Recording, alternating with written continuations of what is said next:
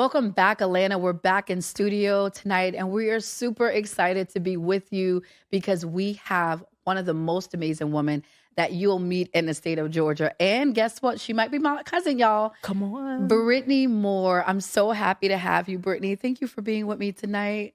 I am so honored to be here with you. I'm excited for this podcast. Too. Same here.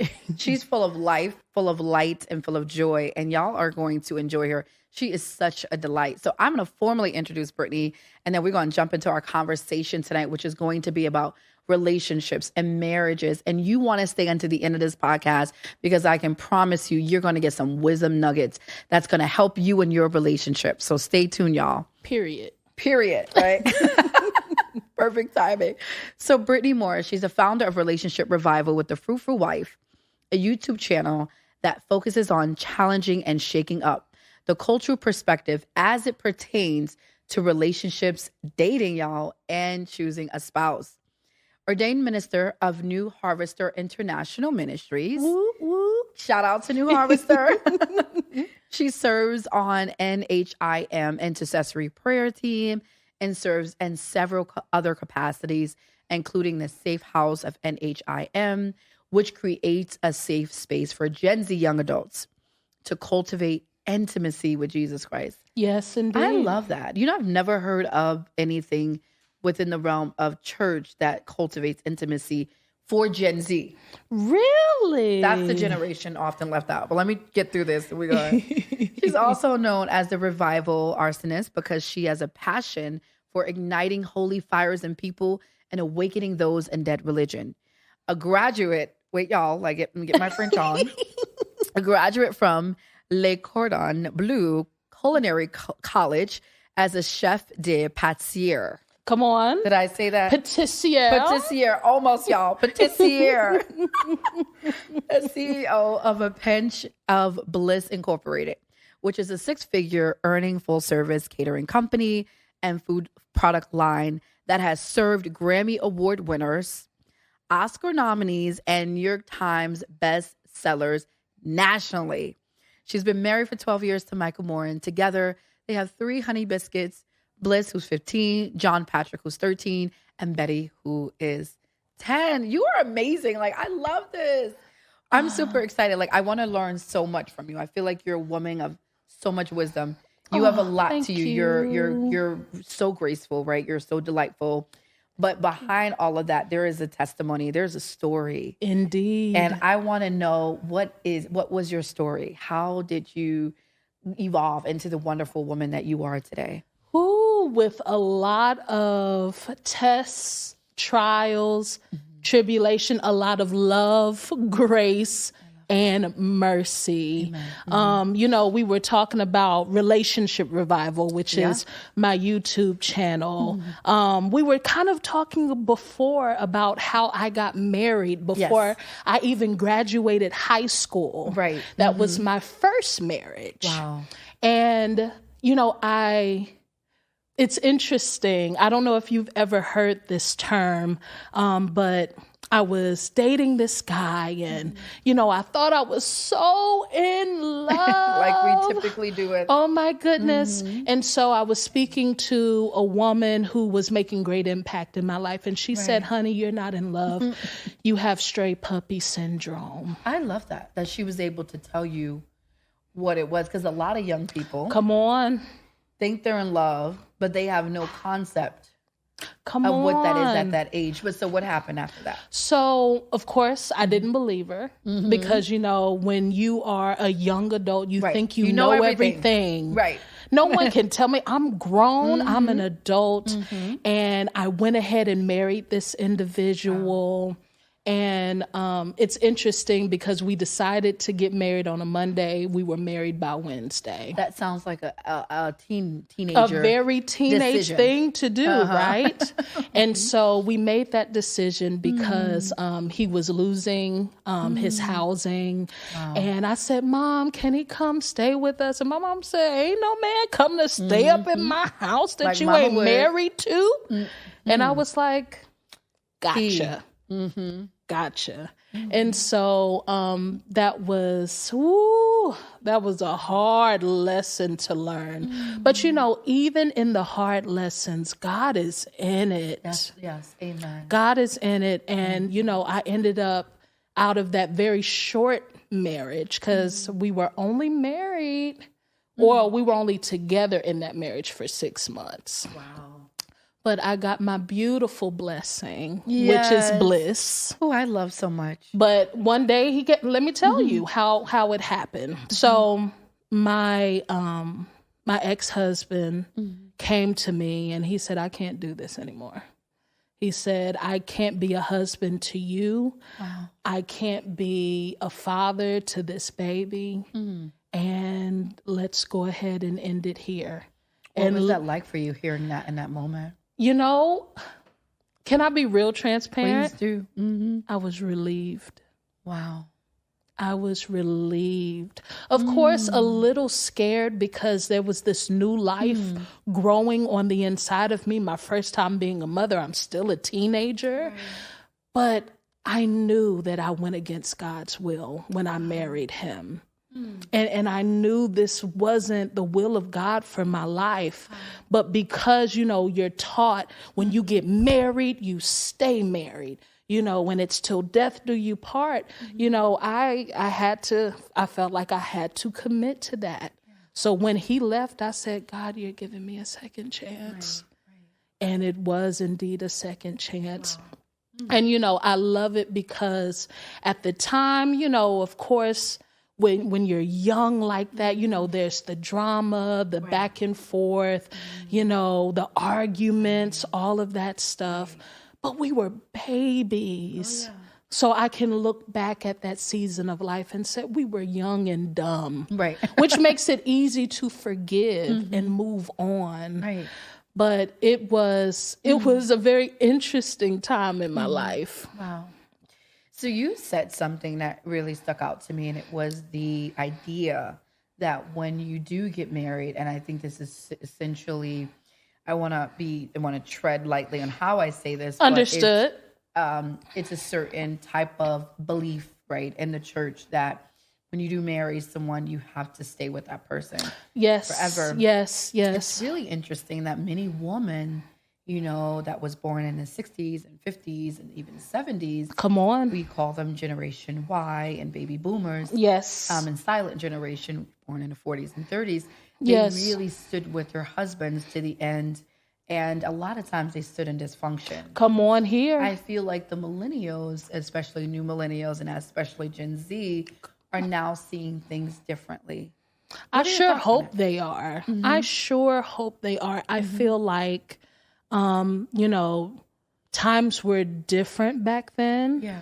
And a lot of people married out of pressure. They were forced into marriage, some because of economic status. But I feel like this up and coming generation has so much wisdom they can receive to make better decisions when choosing marriage. I feel like now this generation can really choose based on purpose. Right. Not out of emotion, not out of loneliness, not out of, I'm hitting a certain age, so let me go ahead and find someone to marry. But I feel like there is such a freedom in this generation to marry according to the purpose of God and not from outside or even societal pressures or cultural pressures. And that is one thing that I'm very passionate about, is reteaching this generation how to date. Tell us about that. I believe, and I know this may be a little controversial, but we love all that. I'm gonna put it on the table. I believe that dating is for data. Shout out to my girl Janice Hilton. She has a book about this. But I believe dating is for collecting data on a person. I love that. Dating is not for you to waste your time allowing a person to use your resources up dry until they make up their mind on whether they're going to enter covenant and commit to you. You need to say, I'm going to throw this piece of paper across. I need you to say that.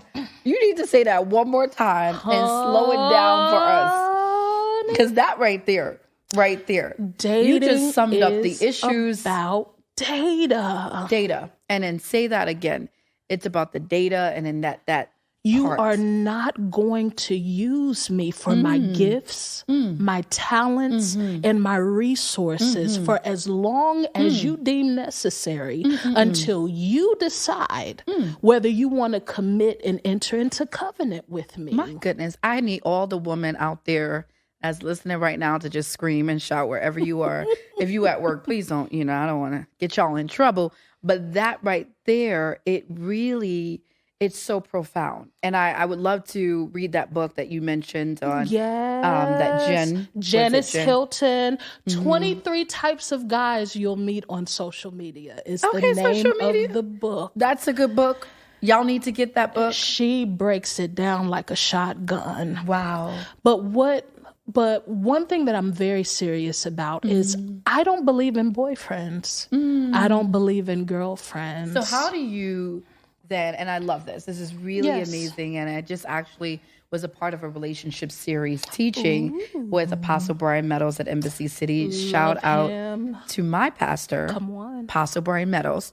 And he had this amazing relationship series. Yes. He talked about the process by which you would enter into covenant. And he started by saying friends and then covenant. There is no in between. Is that essentially your theory, your belief? Oh, tell us more. Definitely. Yeah. I believe that I should be able to date as many people as I desire. Okay. Until one of them stands up to my standards. And then we can talk about if our purposes are compatible. I love it. If our purposes are indeed compatible, then we can talk about courtship. Yes. Engagement. Yes. But no, what you're not going to do is hold a monopoly on my life. Wow. You're not going to get the goodie from my life. You're not going to get the essence of my youth. Yes. While you decide what you want to do. And that came from a place, even and I feel that, right? I feel that. Even what you're saying so passionately about this is what you're not going to do, right? Come on. You're not going to do. But where did that come from?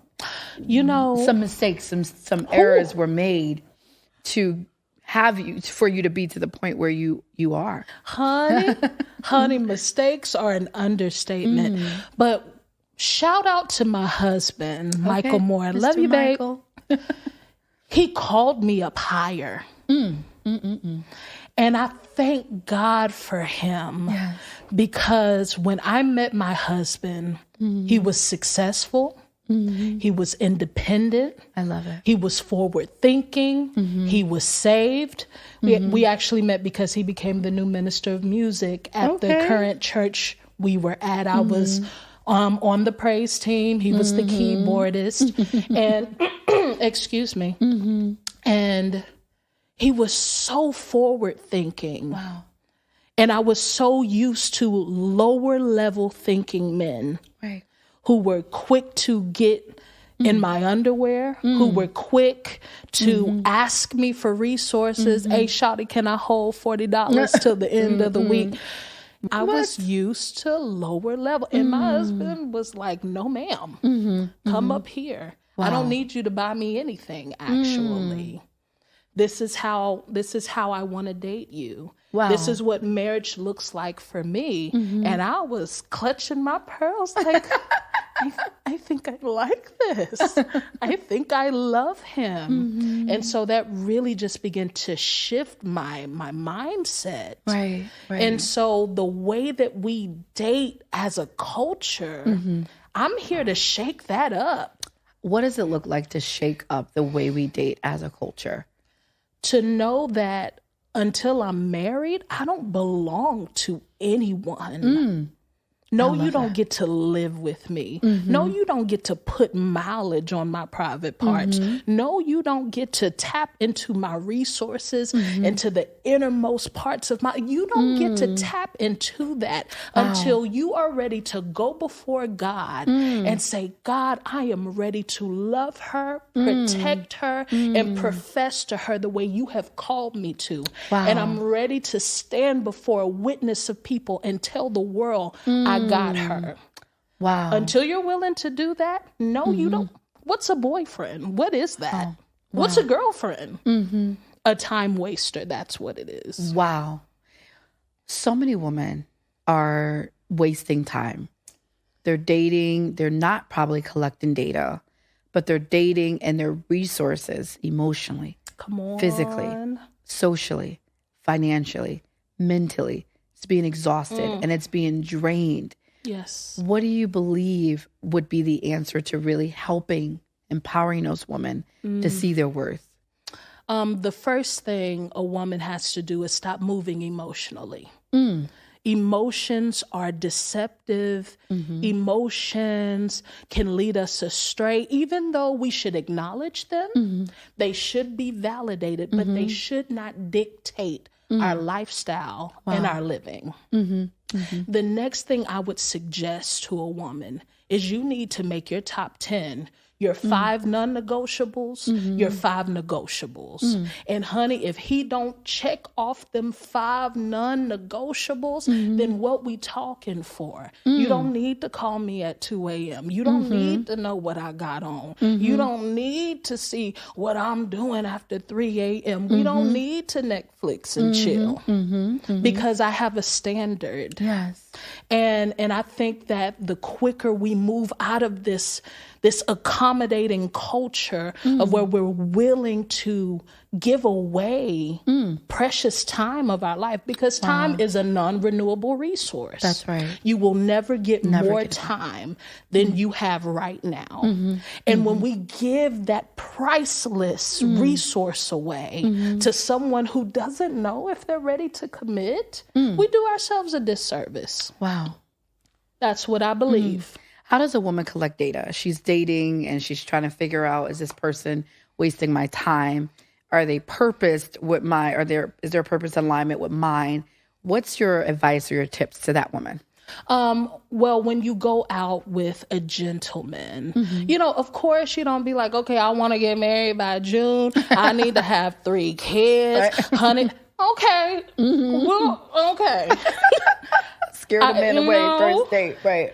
But we do need to measure a man's directness because a man's maturity is measured by his ability to be direct. And so when you're dating a man and you're saying, what are you looking for in a relationship right now? If his eyes are shifty, he can't look you in the eye. If he can't tell you clearly, I'm not looking for marriage right now, or I'm looking to be married in this season. I'm looking for, if he can't be direct with you, that is the first sign that he is not ready to enter into covenant, or that he's even thinking about covenant. Now, of course, we know many people who have married who didn't do this, who, did the dating and stuff, but you waste a lot of time.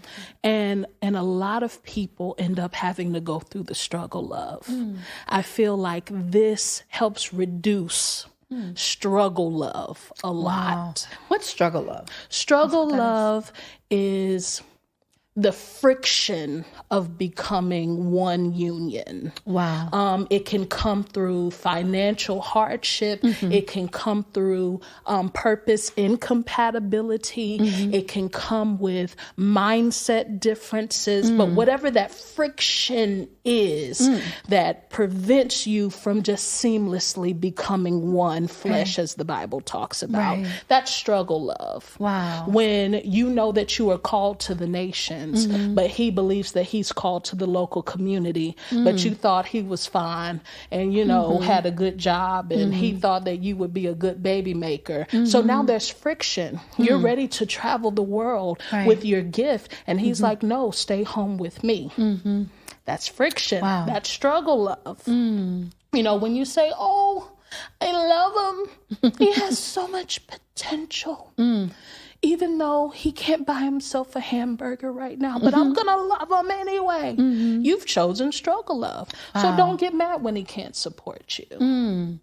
That's huge right there, because I think a lot of women do marry based on potential and marry based on, I see the possibility of him being able to, but I haven't seen a manifestation of it yet.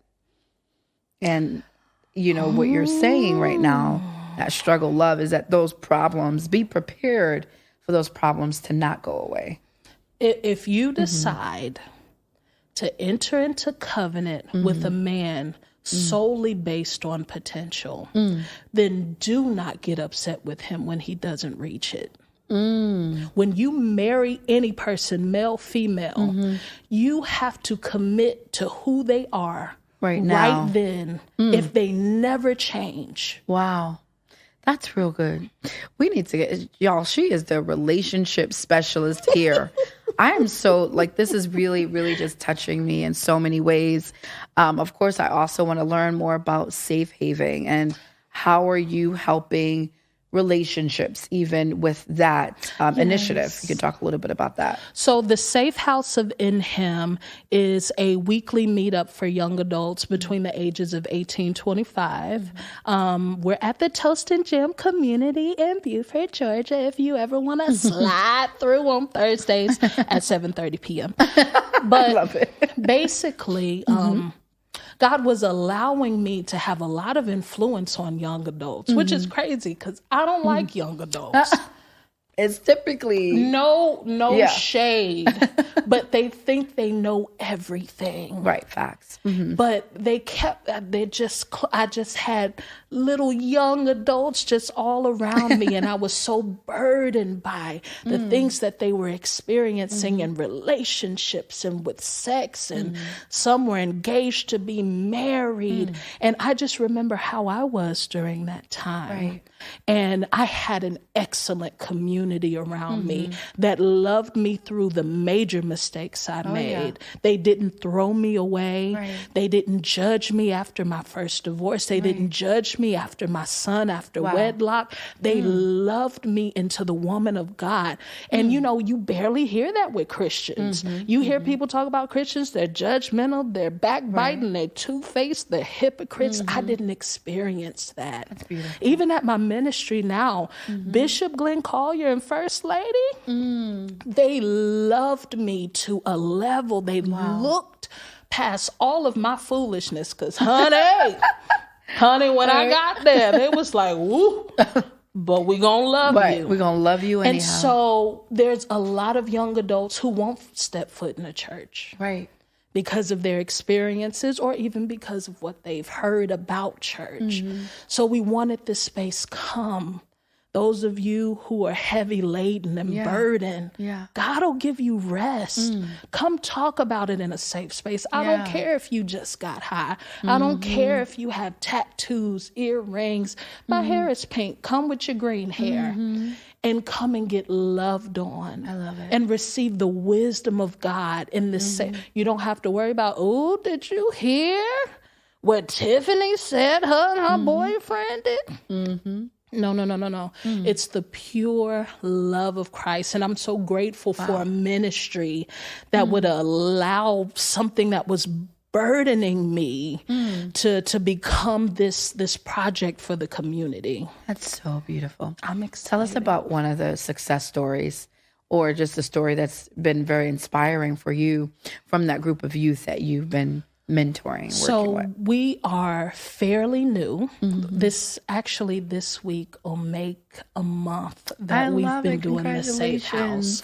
But one thing that really touched me was we had a young lady who came in who was experiencing a lot of pressure, family pressure to be something. Right. And, normally young adults, they pretty chill. They quiet. They're very observant. They're not going to talk a lot. They're trying to check you out. They're going to see if you're trustworthy. Right. And one thing that we knew is that we had not earned the right to tell them what to do or to speak into their life. Wow. Just because I'm a minister doesn't mean I've earned the right to speak into your life. So we had to take time to earn their trust. Wow. But they came in ready to open, and this young lady began to share just the pressures that she felt, and she began to break down crying. She just began to sob, and we were able to just really gather around her and love her and to let her know you are loved as is without alteration. Wow. Who you are right now powerful. deserves all of the love, grace, and mercy God has to offer. So beautiful. And if you don't do another thing, his love doesn't change for you. And they need to hear that. That is just so powerful. It really shifts your paradigm about love, right? Love is supposed to be potent Come on. and pure, but we've laced it with deception and manipulation. And what we see is a generation that don't want that. Come on. They want something real. They want something authentic, and they can sense when it's not the real thing. You better say that. Like, don't even come over here because I already know what you're like. They can sense it. Game It's very recognized different. I feel game. like at our generation, millennials, shout out to millennials listening, we essentially grew up in an environment where we were mentored by those that wore the mask. And so we had to find out a lot of things by way of trial and error because some folks just didn't want to be real with us. Come on here. And so it really pushed us to a place where we begin to purpose in our own selves and say our kids are not going to go through this. Come on. We are determined to reshape culture. Come on here. Because the culture that we've lived in has been so dysfunctional. Come on. And so I even love what you said about the little girl that came in there and she broke down and you loved her. Come on. And you loved on her despite whatever she was facing. Yes. Despite what her mistakes were, or mishaps were. Yes. It did not matter because love does not look at mistakes. Come on here. Love loves you because of who you are. Come on. And I think we miss that a lot of times. We try to change people and manipulate them into the image that we want them to be. You better say going that. against their original design. Come on. And it is the essence of manipulation. Come on. What can we do to create more spaces like this to help our youth, empower them? I believe that it starts with transparency in us. Yeah. I'm not ashamed to share the foolishness I experienced, even recent. Yes. The things that I go through, I am never above being transparent. I'm never above being authentic. I am never above being real, even if it costs me. Wow. And I believe that the more authentic we are, the more we will draw that generation. Beautiful. It starts with transparency. Beautiful. And one more, it's patience. Yes. People don't transform on your timeline. I love it. People don't transform in a 6-week timeline. Right. Only God can impact the heart and completely change the nature of a person. Wow. Only he can do that. And that timeline is based on their surrender to him. Right. So being patient, and one thing that I love my bishop says is we don't do sin management. I love that. Say that one more time. We don't do sin management. Where were you last night? Who was you with? Who did you give it to? Oh, where were you? No, that's between them and the Holy Father. I'm just here to love you and give you the wisdom. Wow. So you don't have to continue to experience the consequences of sin. But I'm not managing no sin, honey. My pay grade is above manager. I love that. And I think that that's how we grew up.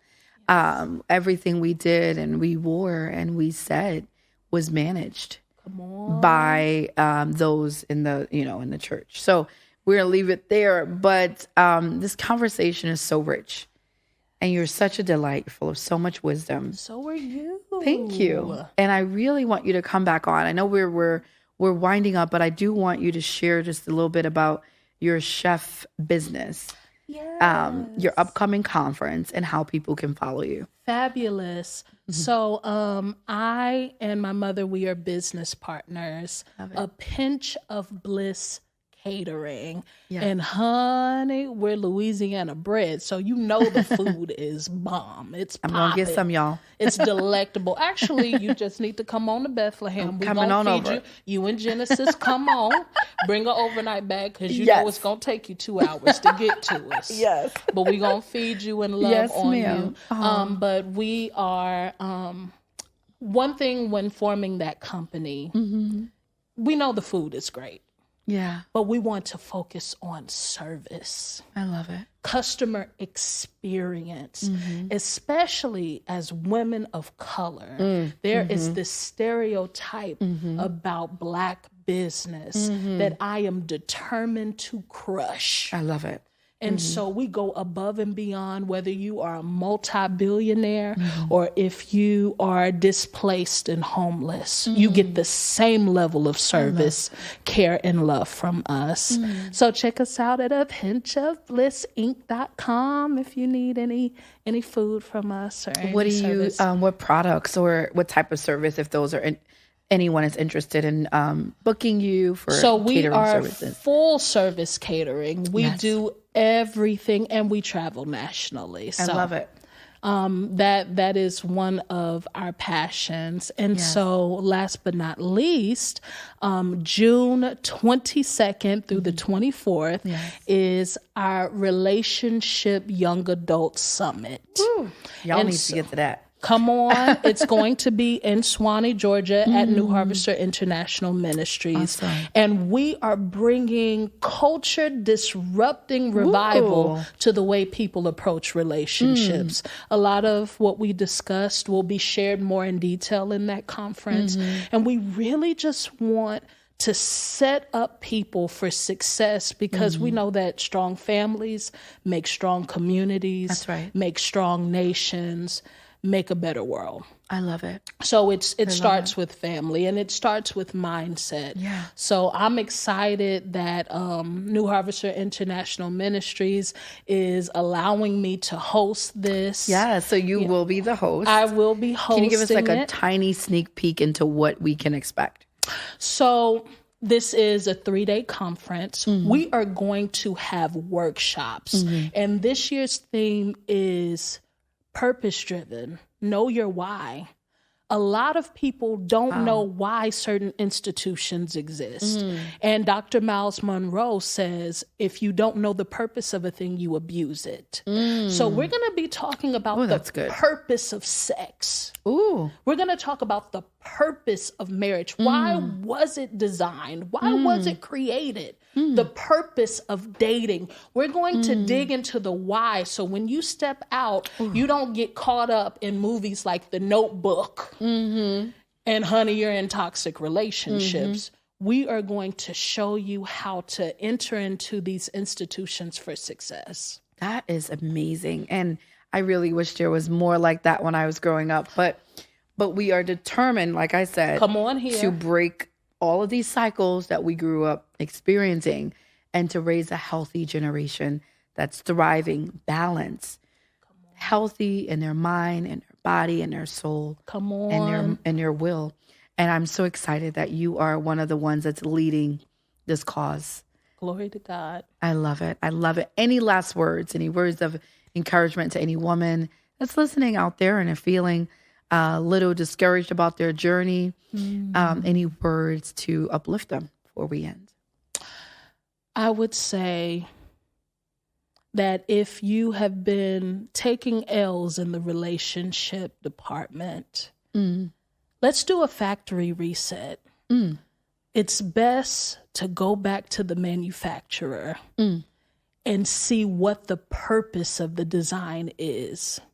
It's okay to take a step back and say, hey, let me learn why I exist, so I can see how these institutions can serve me and my God-given purpose better. Let's begin to educate ourselves. Let's take emotions out of it. Let's take the wiles of our flesh out of it, and let's become more educated on why these institutions exist so we can really thrive until death do us part. I love it, y'all. This is Brittaney Moore. Absolutely fabulous, delightful, articulate, intellectual, genius, reshaping culture through families, marriage, and relationships. That was amazing. It was an honor being here with you. Thank you for having me. I don't take it lightly. Thank you. I know you are a heavy hitter in the spirit and in the community. Amen. Thank you. My staff are probably like, what's she talking about? But no, I appreciate that. And you really blessed us here. You blessed the entire studio. So I am honored, and I can't wait to get over to, where are you at again? Bethlehem. Go on over there. I'm going to get me some good catered Southern food. Come on. And I'm bringing that bag. Period. We have a guest room with its own bathroom for you. So come on. I love it. I love it. Well, thank you so much. Thank you all for listening. I know that you got so much. And like I said at the very beginning, if you stood to the end, you are going to get some wisdom nuggets. I know y'all got some wisdom nuggets. I got so much. I'm taking notes in my head. I didn't have my pen, but I took so many notes. You might need to replay this podcast, get a notepad out, and just start jotting down everything that you got that was inspiration that you can use for your life so that you can be healthy, well, and balanced. We love you so much. Thank you so much for supporting our content, for following us. Don't forget to subscribe so that you could be the first to be notified whenever there are new episodes being released. Stay tuned, y'all. We'll see you soon. Thank you.